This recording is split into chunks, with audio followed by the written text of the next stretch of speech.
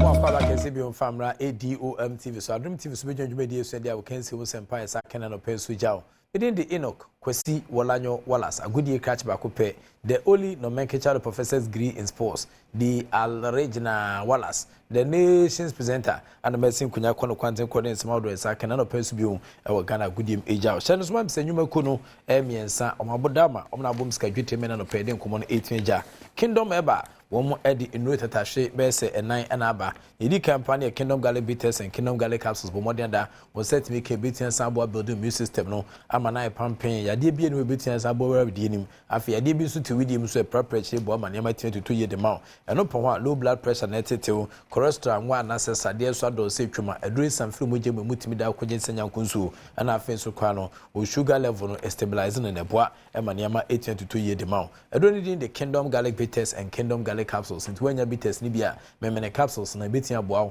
ama wapomodon sem etia gina pintin new ginseng new Kingdom ginseng power capsules no edro no air for men only meme edro no edro ba kwetimi bom ato pa ekonanim esamba na chi ema niama etia kwedema obetimi de edro agi 2 waist pains and etetu if your mental stress na fe produce extra wale power and as energy ebetia boa wo de babo adwuma best don hwe ha na echi na still ogusu gina na so edro ni din e the new Kingdom ginseng power capsules e meme edro ema ne toma mema na ebeje ne de emhodwuma na boa masundue so etia samba fie e the tremendous capsules so e so ema ne dro ni candidiasis white fetal na so di po na chi wedroi eboa samfiri wa himfie o se kama ema ho chi sa mada bomoden da so sabetia ka tremendous capsules edroi prof Casper Boni beka say it works tremendously was that me can betia boa chairman ba na waka so ntua oboa obetua mo ho bomoden da was that me ka tremendous capsules bia eno so ebetin aboa Kingdom Home Estate dan papa say boga fo etia bochi ne pedan ato na se enso a ya bere moja ni okrum ha ne pedan ato no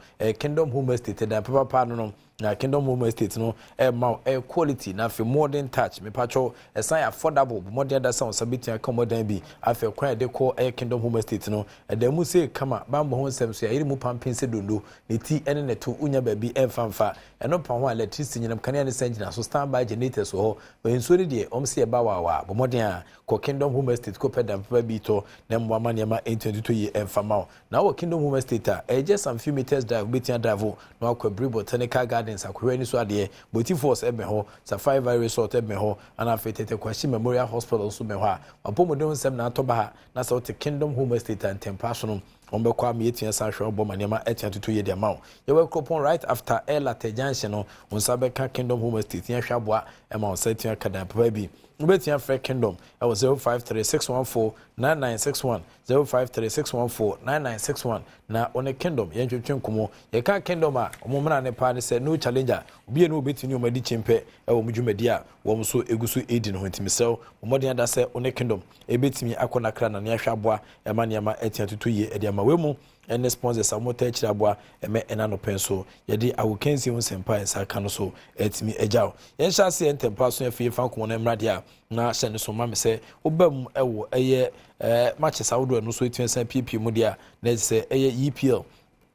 matches awodwa eno so 18 sa top fam yakum ehwesena hye ne esi ekwa na se na nika sem kese pa eno so 18 sa pm Bedford 4 trance ema match game eno so 18 sa pm o EPL ni no Bedford 4 trance ma Man City betwom couple polymian sam te kan ba ko pe ewo Sarkins kese 18 sa to Jonafi antintom ewo Ghana komom dia Ministry of Youth and Sports honorable Yusuf Mustafa ana minister oda ministry na no na oden komo kakra beja na no adamafo be karbonya neba no ana Professor Peter Chumesi director general of the National Sports Authority odi credo mu edene pa eto stadium nim se ye ka football na sa gudi bia de nya de betia bas na mum se ye bo dance o hwese ne mesi koso se o hwehwe bia Shatawale mu akiri kwan o hwehwe Bim Nations to humbo mu akiri kwan e wona betia se hum eyesu na ba fi no bi so pepa bia kata ne dofo bia chi a eno so betia bodwa data ho na mu se de ebobo pa de tofia kwanya de betia si ene Minister for Youth and Sports honorable Yusuf Mustafa se san komo itin se PP ma ye de credo etumu edema e agudie no one authorize it.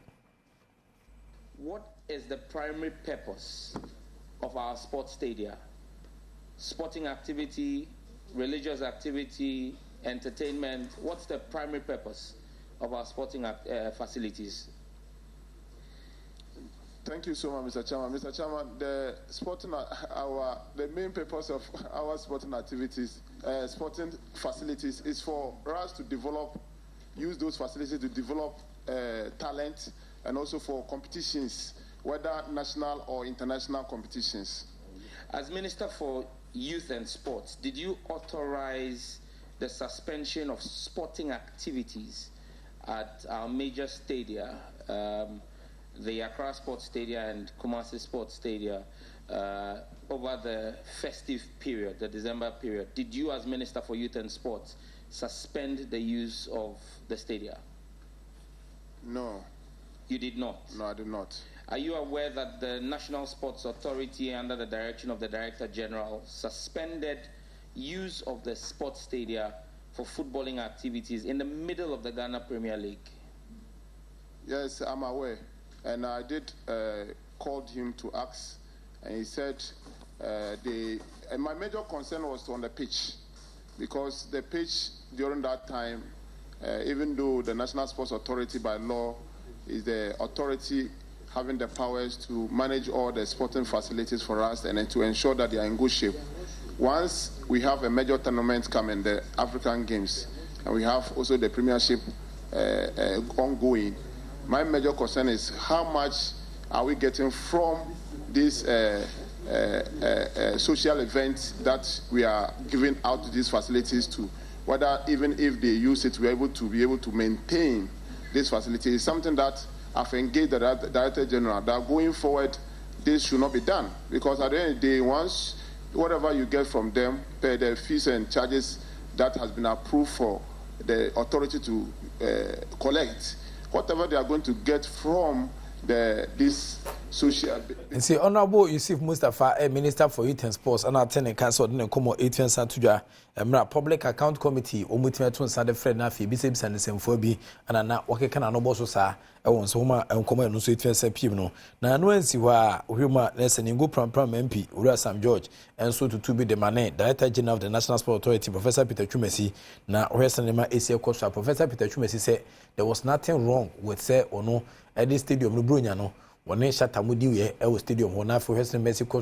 Omobo Data, ye yini hunkoni about her, what the air revenue the ababai, one young from Subia. The calculations that we have done with the various events, which have a certain component of it, which we call the pitch insurance cover, is able to restore. It's able to restore. I think if you remember, before we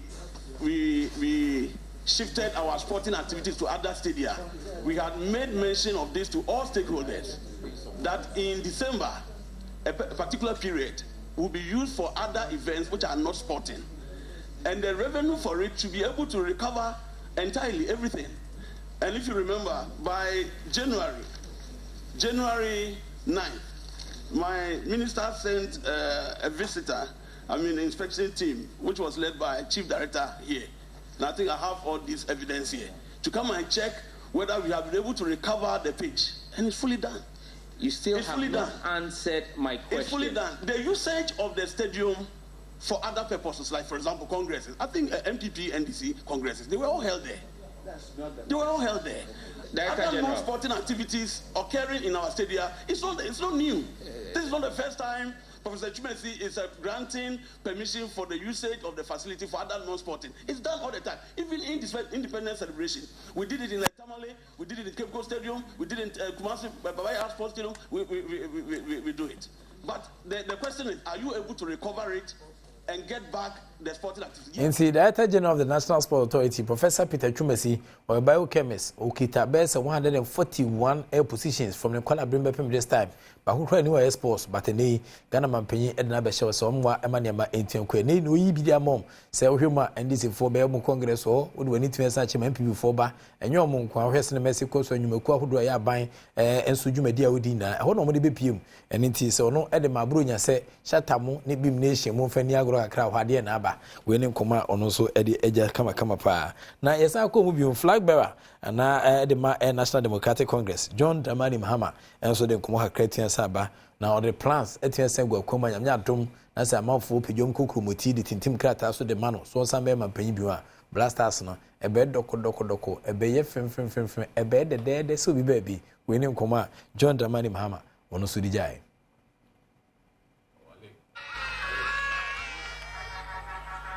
We just came from the African Cup of Nations, and we performed abysmally, disastrously. And we performed abysmally because we are not growing our football. We are not, before we used to have the Colts, and every district used to organize its Colts League, and they picked the promising players from there. We used to have the academicals. The schools used to play against each other, and we picked the promising players from there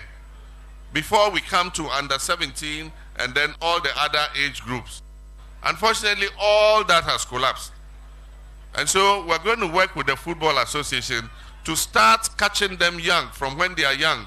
so that we can train them and give them to local teams. They will play, get experience before, if they even want to travel abroad, they can travel.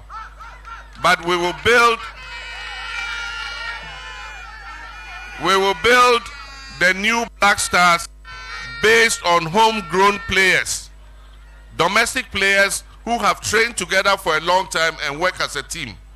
And then we'll bring the foreign ones to come and blend with them. If you bring only foreign players, they don't play together, they play in their individual teams. And then when it's time for competition, you bring them and come and tell them to play. It won't work.